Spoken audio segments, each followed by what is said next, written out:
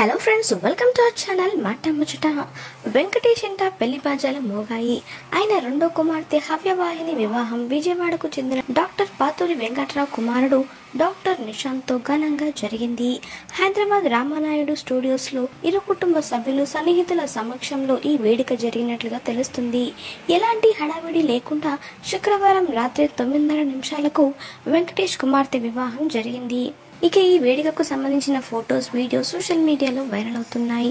గురువారం జరిగిన మెహందీ ఫంక్షన్లో సూపర్ స్టార్ మహేష్ బాబు కుటుంబ సభ్యులు సందడి చేశారు.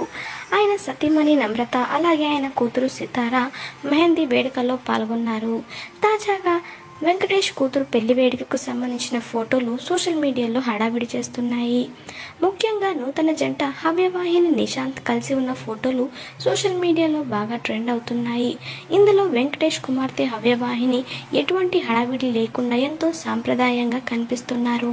ఈ ఫోటోలు చూసిన నెటిజన్లు నూతన జంటకు శుభాకాంక్షలు తెలుపుతూ ఫోటోలను వైరల్ చేస్తున్నారు.